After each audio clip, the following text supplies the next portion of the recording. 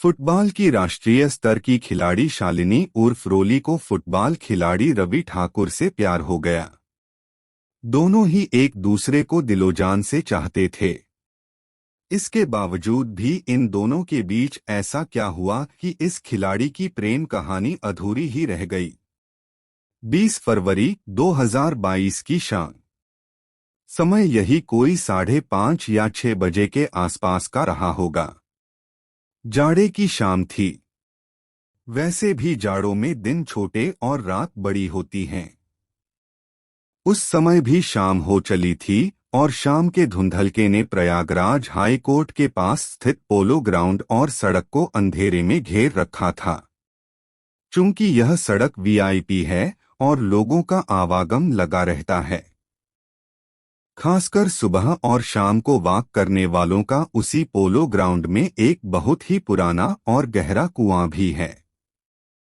ठंड के बावजूद उस पुराने कुएं से बदबू आ रही थी, जिसकी असहनीय दुर्गंध ने वॉक करने वालों और राहगीरों को अपने नथुनों पर रुमाल रखकर चलने पर मजबूर कर दिया था। किसी अनहोनी की आशंका के मद्देनजर कुछ लोगों ने पोलो ग्राउंड का चक्कर लगाया कि आखिर माजरा क्या है। चूंकि आर्मी एरिया में स्थित पोलो ग्राउंड बहुत बड़े दायरे में फैला हुआ है, इसलिए बदबू कहां से आ रही है, यह जानने के लिए लोग सबसे पहले कुएं के पास गए।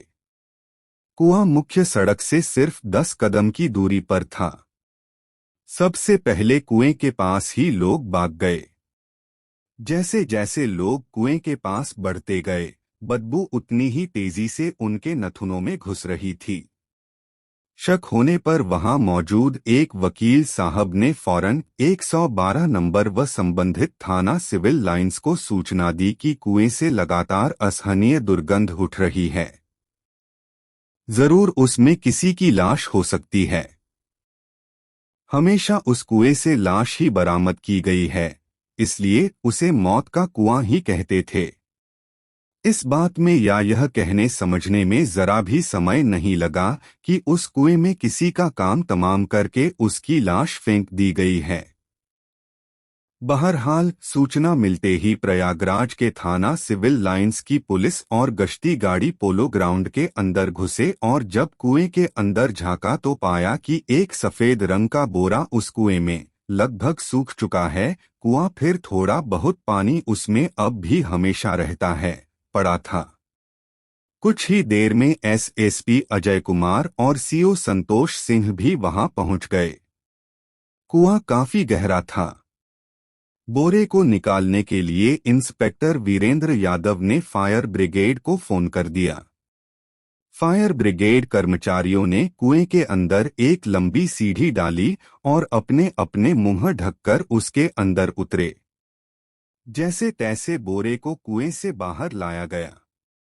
उसे उठाने में जवानों को कड़ी मशक्कत करनी पड़ी क्योंकि बोरा काफी वजनी था। जब उस बोरे का मुंह खोला तो उसके अंदर एक युवती की लाश देखकर लोग दंग रह गए। अब जबकि बोरे को कुएं से निकाला जा चुका था तो उसमें से और भी तेजी के साथ दुर्गंध चारों तरफ फैलने लगी थी। युवती ने जीन्स टी शर्ट और पैरों में जूते पहन रखे थे। उसकी लाश देखकर पुलिस ने अंदाजा लगाया कि उसकी हत्या कोई 1 हफ्ता पहले करके उसकी लाश को ठिकाने लगाने के लिए हाथ पैर मोड़कर उसे बोरे में ठूस ठूस कर भरा गया था। उसके बाद सुतली और सूजे की मदद से बोरे को सिलकर कुएं में फेंका गया होगा।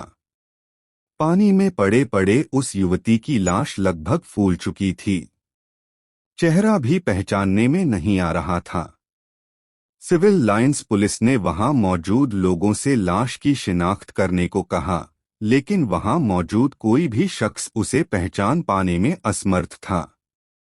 लड़की कौन थी, कहां की रहने वाली थी, यह सब जानने के लिए जब महिला पुलिस ने उसके कपड़ों की तलाशी ली तो उसमें कुछ भी नहीं मिला।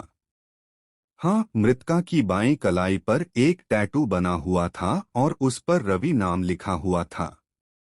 बहरहाल लाश का पंचनामा भरने के बाद उसे पोस्टमार्टम के लिए भेज दिया गया। एसएसपी अजय कुमार ने हत्या के इस मामले को सुलझाने के लिए सीओ संतोष सिंह के नेतृत्व में एक पुलिस टीम बनाई। टीम में थाना Virendra Singh Yadav, SSI Indradatt Dwivedi, SI Wajiullah Khan, Arvind Kumar Kushwaha, constable Rahul Kumar Gola, Rahul Kumar, महिला कांस्टेबल इंदु आदि को शामिल किया। अगले दिन कुएं में मिली जवान युवती की लाश की खबर शहर के सभी अखबारों में छपी और साथ ही उसकी कलाई पर बने टैटू पर रवि नाम गुदे होने का जिक्र किया गया, तो पुलिस को उसकी शिनाख्त के लिए ज्यादा भागदौड़ की जरूरत नहीं पड़ी। प्रयागराज के ही थाना शिवकुटी के मोहल्ला शिलाखाना में रहने वाले राजेंद्र प्रसाद ने अगले दिन यानी 21 अप्रैल को जब अखबार में यह पढ़ा कि एक जवान युवती की डेड बॉडी पोलो ग्राउंड के अंदर पुराने कुएं से थाना सिविल लाइंस पुलिस ने बरामद की है, उसके हाथ पर बने टैटू पर रवि नाम लिखा हुआ है, तो वह थाने पहुंचे और इंस्पेक्टर वीरेंद्र यादव से मिले। वीरेंद्र यादव से उन्होंने डेड बॉडी देखने की इच्छा जाहिर की, तो बिना एक पल गवाए इंस्पेक्टर ने उन्हें अपने मातहतों के साथ पोस्टमार्टम हाउस भेज दिया। लाश के चेहरे से जब कफन हटाया गया तो उसके पिता और परिजन फफक फफक कर रोने लगे। शव की शिनाख्त हो चुकी थी। मृतका का नाम शालिनी धुरिया उर्फ रोली था। उसके पिता राजेंद्र प्रसाद, मां व भाई बहन ने उसे पहचान लिया। घर वाले यह जानकर हैरान थे कि शालिनी तो गुड़गांव में नौकरी कर रही थी, तो प्रयागराज कब आ गई। शालिनी पूरे परिवार की लाडली थी। उसकी हत्या से घर वालों का रोटो कर बुरा हाल था। पेशे से e rickshaw driver Rajendra Prasad के 4 बच्चों में सबसे बड़ी बेटी श्रद्धा, उससे छोटी शालिनी उर्फ रोली व उससे छोटे भाई बहन अंकित और स्वाति थे।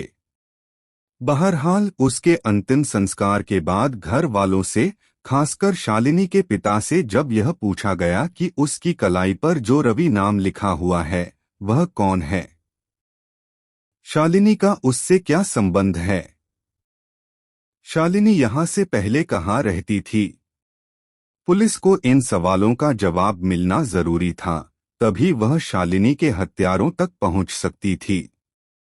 पूछताछ के दौरान शालिनी के पिता राजेंद्र प्रसाद ने बताया कि रवि उनकी बेटी का दोस्त है। उसका आपके घर भी आना जाना था, इंस्पेक्टर वीरेंद्र यादव ने पूछा। उन्होंने बताया कि शालिनी बहुत होनहार थी। वह राष्ट्रीय स्तर की फुटबॉल प्लेयर थी।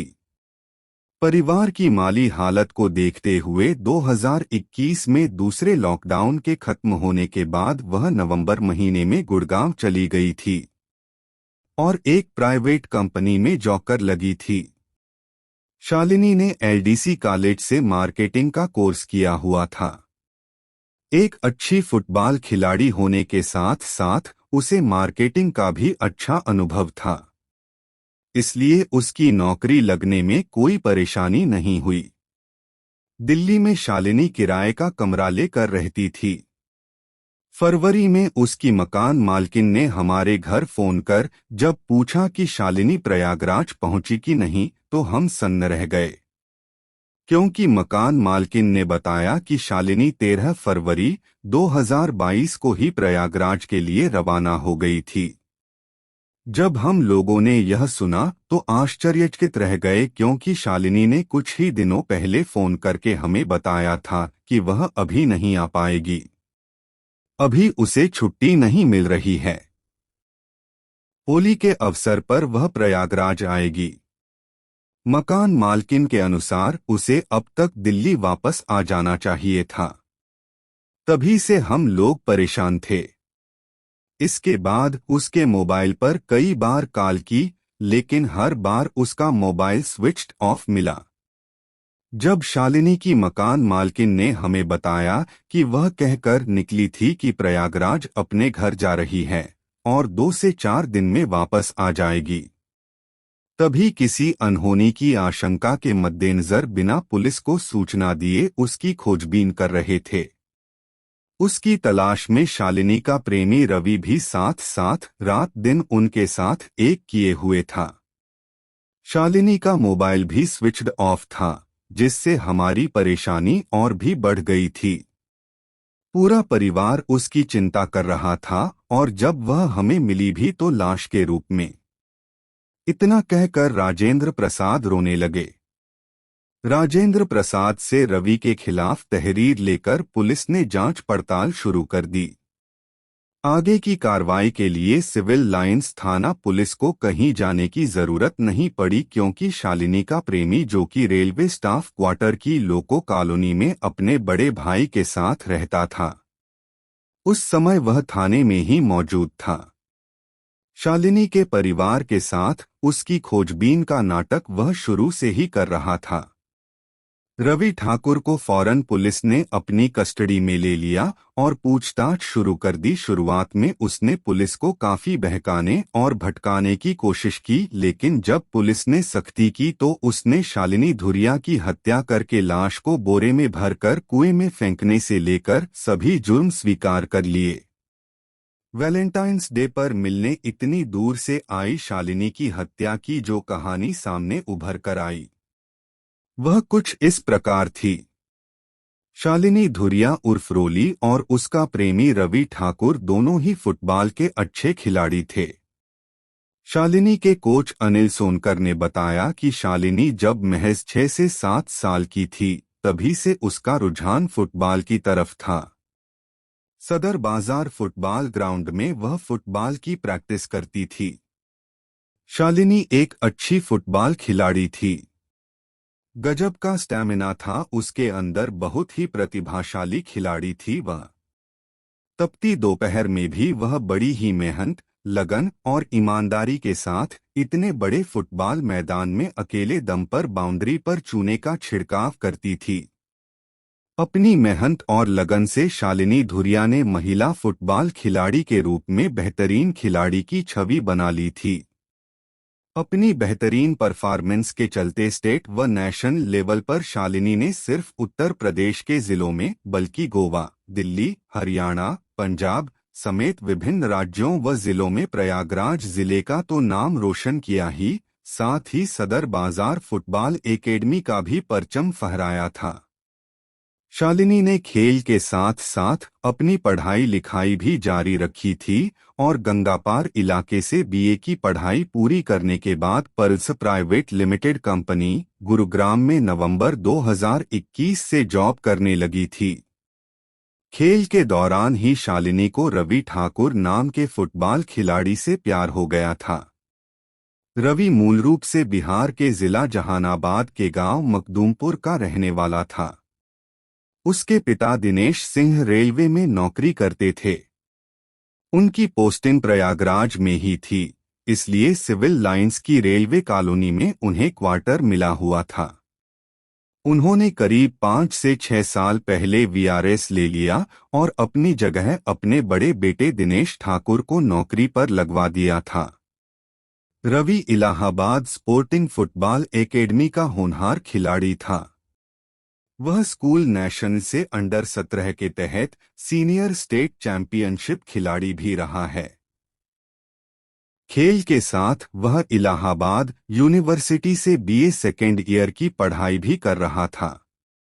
शालिनी और रवि की प्रेम कहानी की शुरुआत लगभग 7 से 8 साल पहले खेल के दौरान मैदान में हुई। दोनों ही फुटबॉल के अच्छे खिलाड़ी थे, इसलिए प्रेम परवान चढ़ने में समय नहीं लगा। दोनों के पास एक दूसरे से मिलने का भरपूर समय था। खेल के बहाने रोज मुलाकात स्वाभाविक थी। इनकी प्रेम कहानी के बारे में दोनों के ही परिजन भली भांति परिचित थे। शालिनी तो रवि के प्यार में ऐसी दीवानी हो गई थी कि उसने अपने हाथ पर प्रेमी रवि का नाम तक गुदवा लिया था। इस तरह इनका प्यार परवान चढ़ता गया। लेकिन एक दिन रवि की थोड़ी सी गलतफहमी ने सब कुछ उजाड़ दिया। जब रवि को हिरासत में लिया तो पूछताछ करने पर रवि ने पुलिस को बताया, हाँ सर, मैंने उस चुड़ैल का गला दबाकर हत्या की है। वह थी ही इसी लायक। मेरी सच्ची मोहब्बत का उसने गलत फायदा उठाया था। बेवफा कहीं की मोहब्बत तो बेपनाह मैं उससे करता था और उसके मर जाने के बाद भी करता हूँ।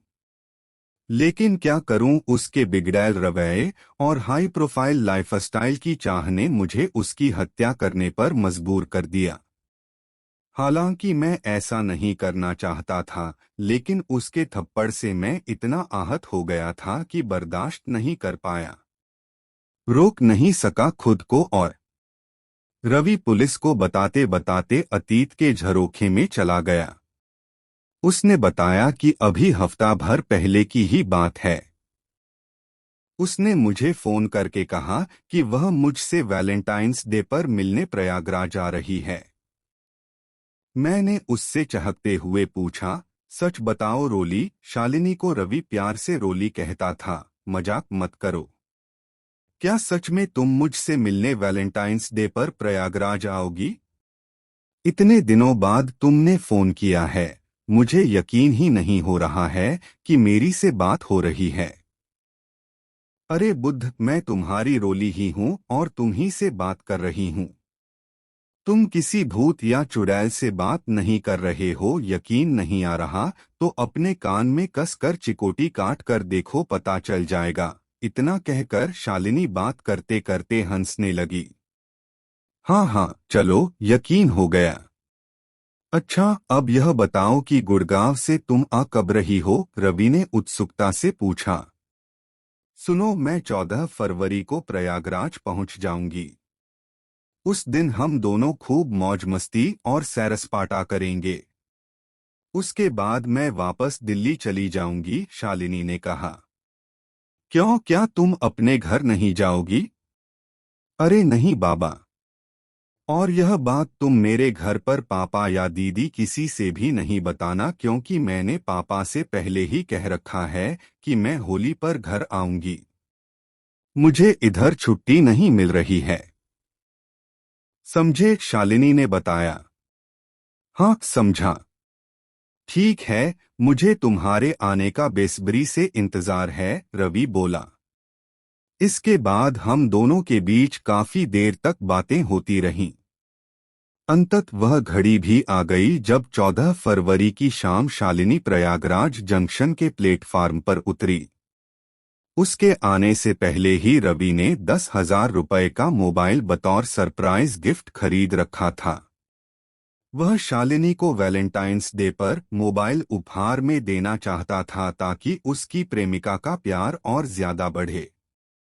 14 फरवरी को तय समय पर शालिनी का प्रेमी रवि ठाकुर स्टेशन पहुंचा। उसे बाइक पर बिठाया और सीधे रेलवे स्टाफ की लोको कॉलोनी स्थित अपने आवास पर ले आया। यह गौरतलब है कि शालिनी धुरिया को 13 फरवरी को ही प्रयागराज आना था, लेकिन ट्रेन मिस हो जाने के कारण वह 14 फरवरी को वहां पहुंची थी। क्या शालिनी के और भी बॉयफ्रेंड थे? बहरहाल जब रवि उसे लेकर अपने कमरे पर पहुंचा तो उस समय उसके घर वाले टीवी देख रहे थे। शालिनी फ्रेश होने चली गई। जब वह फ्रेश हो रही थी तो रवि ने शक के आधार पर उसका मोबाइल चेक किया। उसे शक था कि उसकी प्रेमिका दिल्ली जाकर बदल गई है। उसके कई लोगों के साथ संबंध बन गए होंगे। मोबाइल की गैलरी में फोटो में शालिनी कई लड़कों के साथ स्टाइल में दिखी। फिर क्या था, रवि को उस पर गहरा शक हो गया। शालिनी जब बाथरूम से निकली तो रवि ने उससे पूछा, रोली तू दिल्ली जाकर बहुत बदल गई है। बेवफा है तू, अब तू पहले वाली रोली नहीं रही। जुबान संभाल कर बात करो रवि, अगर मैं तुमसे सच्चा प्यार न करती तो इतनी दूर तुमसे मिलने नहीं आती। अपनी औकात में रहकर बात करो। क्या सबूत है तुम्हारे पास जो मुझ पर इतना बड़ा इल्जाम लगा रहे हो? अरे छिनाल, शर्म कर जरा। सबूत है तेरा ये मोबाइल, इसमें तेरे यारों के साथ खिंचवाई गई फोटो। रवि गुस्से में बोला। क्या कहा छिनाल? तेरी हिम्मत कैसे हुई यह कहने की एक बार नहीं 100 बार कहूंगा मादर डॉट कहीं कहीं। रवि ने उसे गाली दी। अब शालिनी से सहा नहीं गया। उसने एक जोरदार थप्पड़ रवि के गाल पर जड़ दिया। रवि तिलमिला उठा। गुस्से में गाली देते हुए बोला, तेरी माँ की साली, तेरी इतनी हिम्मत कि मुझे थप्पड़ मारा। शालिनी भी आपे से बाहर थी। और नहीं तो क्या तेरी पूजा करूं? तूने मुझे समझ क्या रखा है अपनी रखैल? साले अपने भाई के टुकड़ों पर पलने वाला मुझ पर इल्जाम लगाता है। मैं इतनी बड़ी कंपनी में काम कर रही हूं। मेरा सभी के साथ उठना बैठना, खाना पीना, घूमना फिरना है, तो सब क्या मेरे यार हो गए? मैं पागल हूं जो इतनी दूर तुझसे मिलने यहां आई। पता नहीं किस किस को बयाना दे रखा होगा तूने। कौन जाने क्या खेल खेल रही है मेरे साथ फुटबॉल की तरह। रवि का इतना कहना था कि शालिनी ने फिर उसे झन्नाटेदार तमाचा जड़ दिया। फिर क्या था, दोनों के बीच ठेठ इलाहाबादी बोली में गाली गलौज और मारपीट होने लगी। मादर डॉट बहुत हाथ उठने लगे हैं तेरे। तू ऐसे नहीं मानेगी, कहकर रवि ने जोर से शालिनी की गर्दन पकड़ ली। शालिनी गर्दन छुड़ाने के लिए तड़पने लगी, लेकिन अब रवि के ऊपर शैतान सवार हो चुका था। थोड़ी देर में शालिनी के प्राण पखेरु उड़ चुके थे। गला घोटे जाने से उसकी जीभ और आंखें दोनों बाहर आ गई थीं। रवि ठाकुर को जब होश आया तब तक काफी देर हो चुकी थी। अब उसे लाश ठिकाने लगानी थी। उसने अकेले ही शालिनी के शव को बोरे में भरा। सूजे और सुतली से बोरे का मुंह सिला और अकेले ही रात के 9 बजे उसकी डेड बॉडी बाइक पर रखकर पोलो ग्राउंड वाले पुराने कुएं में फेंक आया। सब कुछ अकेले ही कर डाला उसने और किसी को पता तक नहीं चला। सेना की गश्ती गाड़ी, क्यूआरटी और हाई कोर्ट पर हमेशा चेकिंग में लगे रहने वाले पुलिस के जवान सभी नदारद रहे उस समय। न शालिनी की लड़ाई झगड़े के दौरान किसी ने चीखें सुनी, जबकि पीछे वाले कमरे में रवि के घर वाले मौजूद थे। उन्हें भी इसकी जरा भी भनक नहीं लगी। सवाल बहुत हैं मगर कोई फायदा नहीं। इंस्पेक्टर वीरेंद्र कुमार यादव ने रवि की निशानदेही पर हत्या में प्रयुक्त मोबाइल और आला कत्ल बरामद कर न्यायालय में पेश कर उसे जेल भेज दिया।